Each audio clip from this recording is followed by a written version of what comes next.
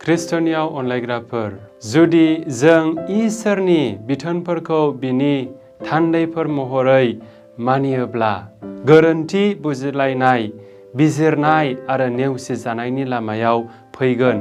नाथाय जों इसोरनि अननायजों गोख्रों आरो थांनानै थागोन।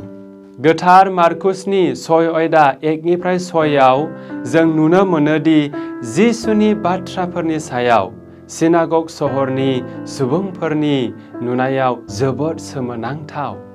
गोथार लुकासआ बुङो दि बिसोरो जिसुनि गुस्थिनिफ्राय ओंखारनाय अनसुला सोदोबफोरखौ खोनानानै बिसोरो जोबोद सोमोनांदोंमोन। नाथाय गोथार मार्कुसआ बुङो दि सिनागगनि सुबुंफोरा जेब्ला जिसुनिफ्राय खोनायो अब्ला गावजों गाव सोंनो हमदों, बे मानसिया बेफोरबायदि गियानखौ बबेनिफ्राय मोनखो?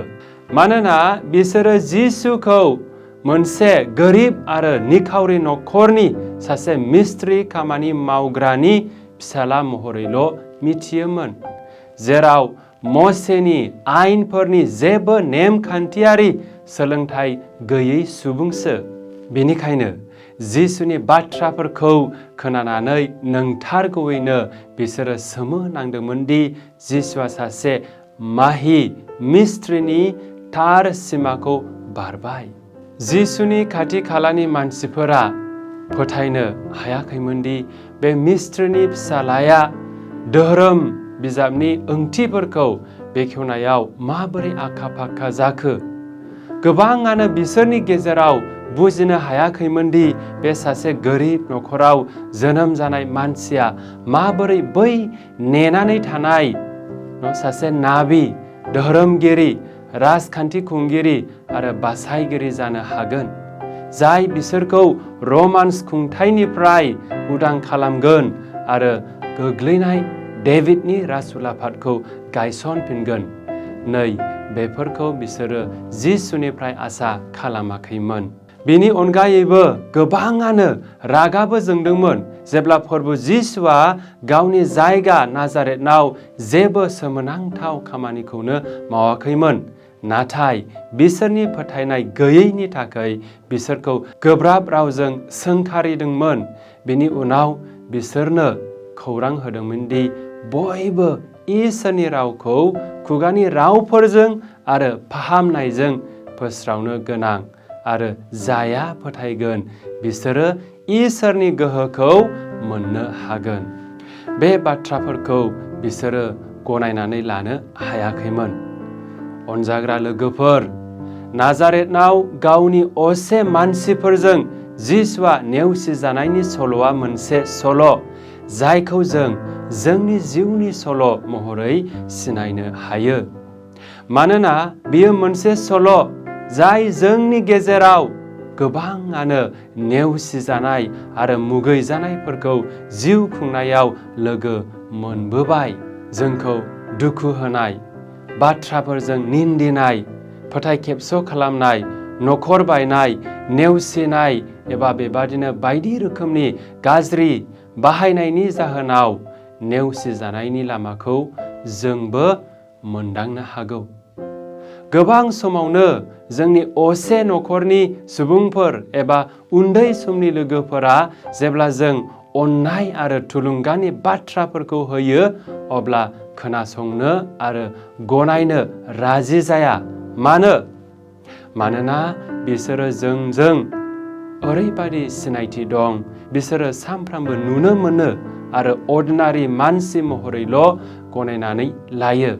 जेरै प्रभु जिसुआ गावनि असे जायगा नाजारेथआव सानजादोंमोन बेबादिनो। बेनिखायनो बिसोरो जोंखौ इसोरनि आगजुफोर एबा थान्दैफोर महरै गनायनानै लानो हाया।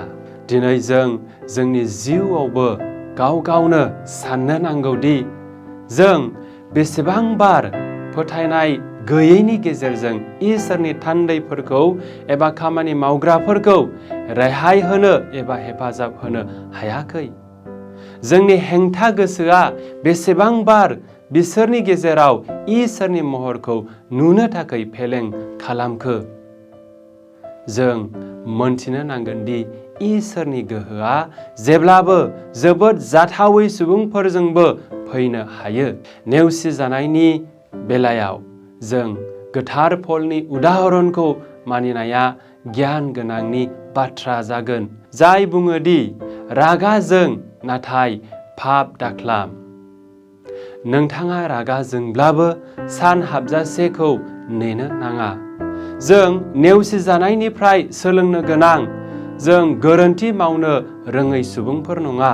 जेब्लायबो जों जोंनि जिउ खुंनायाव गोरोन्थिफोरखौ खालामो, नाथाय गोरोन्थिफोरनिफ्राय नंगुबैसिम सहैनो गिदिंफिननाय लामायाव थाबायफिननो जेब्लायबो नाजानांगौ। मोनफ्रोमबो नेवसिजानाया मोनसे आयदा जानो हागौ, जुदि जों जोंनि गोसोखौ गोदान जाथावनाफोर आरो गोदान खाबुफोरनि थाखाय खुला दोनोब्ला। बासायगिरि इसोरआ खाथिसिन, बयनिख्रुइबो अनजाथावसिन, खाथि खालानि मानसिफोर आरो लोगो मावफारिफोरनि गेजेरजों जोंनो गावनि खौरांखौ होयो। इसोरआ जोंनो गावनि खौरांखौ फोरमायनो थाखाय बिसोरखौ गावनि इयुन बुंथिगिरि महरै बाहायो। बेनिखायनो बिसोरखौ गनायनाय आरो मान होनाया जोंनि मावनांगौ हाबा। जिसुआ बाख्नाय जाथों।